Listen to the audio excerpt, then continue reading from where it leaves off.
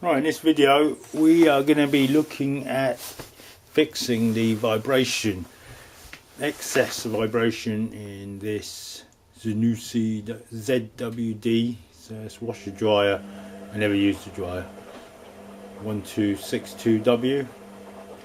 It's 10 years old, a bit more than that, 12 years old, and it's never really failed them. It's a good brand, it's a good model, and when it spins now, you definitely can't put it on the 1200. 1200 it's shaking too much. 900 is shaking a lot, so we've had that down it to 700. So 700 RPM spins per minute, I guess. My suspicion is to fix it, and when I turned it over the other, it turned the thing over because there was a pipe that fell off. It was leaking water. My suspicion is that what I saw was some shock absorbers, dampeners in other words. So I bought, they look like this. There was a pair of them. So I'm going to change the two of them in one go. Now, I was just basically doing it by eyeball. I'm not 100% sure that this is exactly the right size, but it certainly looked like this. They were longer, of course, stretched out. And new ones, if I forget. So what we'll do is we'll listen to the fault before. So that's quite stiff. That's really quite stiff. You can't. Did you see it? I just managed to. Yeah, that's proper. It should be like this. So a new one should be like hard to push in, hard to push out. When we take them off, we'll have a test if it's hard to push in, hard to push out. If it's easy, flopping around, and we know that's the fault. So dampeners, like shock absorbers, are meant to quickly reduce the oscillation. What I mean by that is quickly reduce. Say for example, you've got a spring like in a car, and there's a dampener in there, a shock absorber in other words. What happens is, if there was no shock absorber, if you bobbed a car's corner up and down, it would just keep doing this for a long time. Eventually it would wear out because of heat dissipation.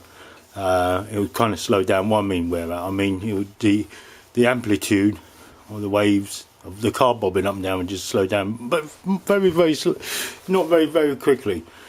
If the shock absorber is bad, that's how you know. So you push the corner of the car down. A good set of shock absorbers will allow for the first wave, but then it will quickly do that. So instead of when you push the car down, it'll go like that, and then it will quickly.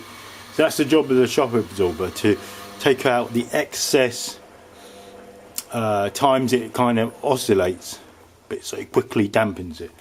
All right.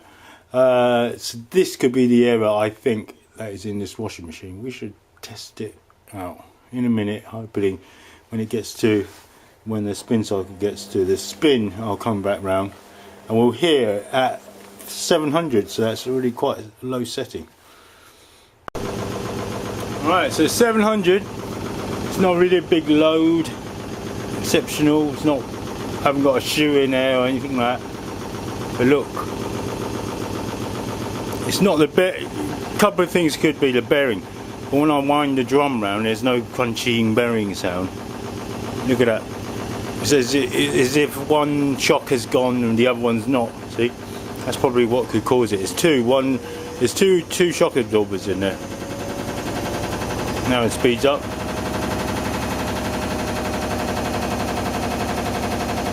$700 is not that audible. It's 1200 is really bad. Still, it should be really smooth. Even at well 700 definitely. So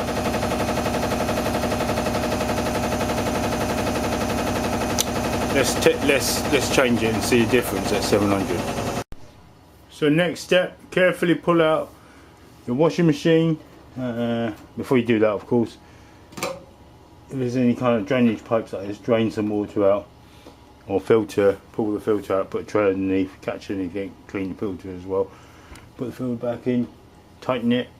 Then of course switch off your water mains and free up any pipes that might be in tight spaces like mine, and give it room and space, just kind of pull the pipe out, pull this washing machine out, pull the pipe out, washing machine, disconnect. You may have to disconnect the drainage pipe, and you may have to disconnect the water pipe. Hopefully you've got one of them turn plastic ones to cut off the water, otherwise it could be a problem. You might have to cut it off at the mains.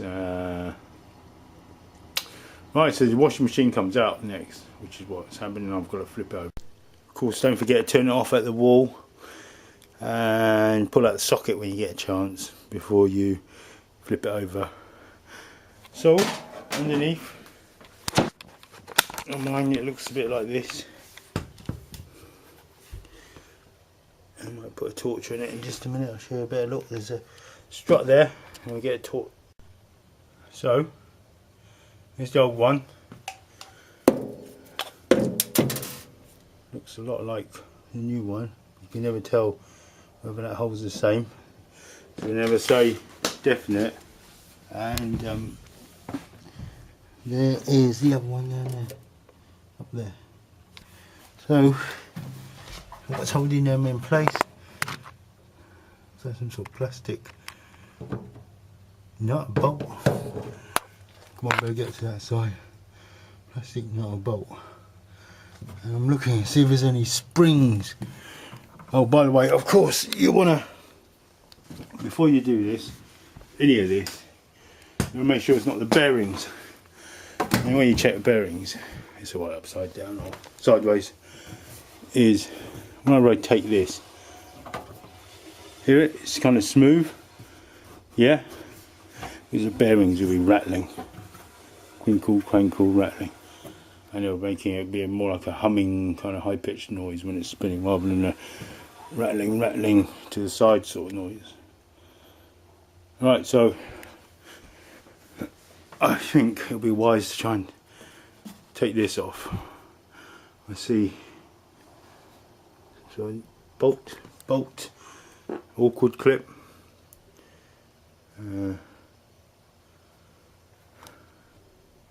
It looks like the best way I found of taking these funny little bolts off is to, obviously you need to depress the little plastic and just use your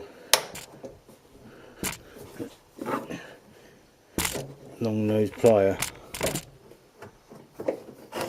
Yeah, put it off, and I'm not sure the drum's going to drop or not. Right, so I've just taken that one out first. Opposite the 7-sided kind of nut is a split, and opposite of the split, I mean, is this latch. That needs to be pushed in before, of course, it can come out. So feel for this, feel for where that is if you can't feel it. If you can't feel this side, and then push that in and poke it out. So I can get to this, and the whole strut I can get to. This the top one I can't get to. So I might flip the washing machine around. I might turn it upside down. I'm not sure.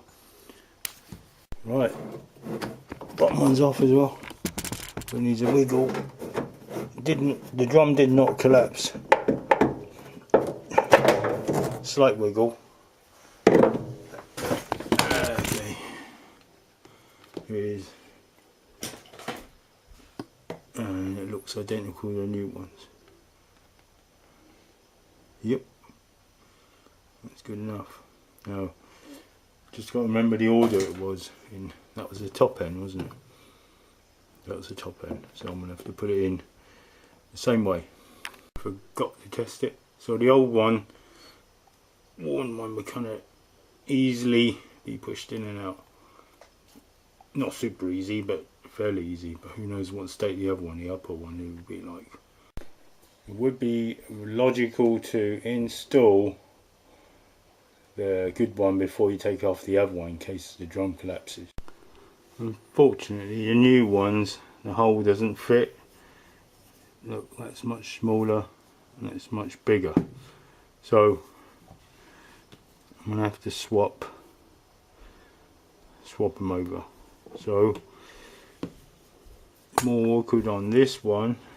Look for flat end, plastic end, so it will pop out this way. Again, these long nose pliers kick in. You could need WD-40, who knows, give it a wiggle. That's coming out. Push it out. As you now, careful, and then same side, push,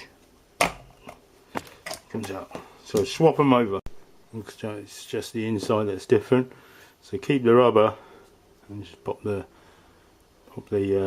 adapter from the old one back on. So that fits in there nicely. And obviously when I'm pushing this, it's going to have to be a certain way. Looks like these units are not really kind of sealed like in a car. Look, it just pops out like that. Bit of grease in there, and it just pops in. Not like it leaked fluid out or anything like that. So let's hope my assumptions of how to fix this was correct. It's just a kind of worn one. Not sure this is going to work. We'll try. When you're going to put it all back together, don't forget when you're putting the water pipe back on, the one that connects to the back of this water machine, feeds it water, there's going to be a washer. Don't forget that. Put all the screws back. I've already put this back on now. I mean, I'll rotate the depth out of that thing. I'm not sure what that was. Maybe it is a screw to hold it, but I didn't have a triangular one. But I didn't need to take it off in the end. I did unclip some of the pipes, clip the pipes back on. So I'm going to put the screws back on and flip it back upwards. By the way, I found where the vent is for the dryer. There is a pipe near the base of the drum, and here it sort of leads upwards to here. This is the vent hole. Not very big. No wonder they don't work all that well. I never use it myself. Right, so the washer fits on the back of here, like so, before you put the pipe on, otherwise it'll leak water.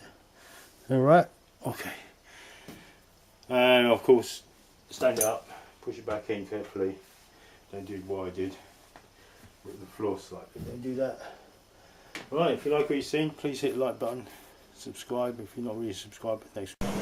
Right, so proof is in the pudding. Let's test it. It's going to go for a little couple of minutes cycle on 700, and then I'm going to put it on spin for 1200, and before 1200 is absolutely diabolical. It was almost rattling so much it was going to break the bearing, and that is what's going to happen if you either throw the thing away, get a new one, or give it a go and try and fix it. But at 1200 and it's rattling like crazy, if your washing machine is doing that, it will eventually break the bearing, and that's what you don't want. So you're going to keep reducing the speed, and then you're going to have soaking clothes. Let's wait. This is on just a normal wash cycle.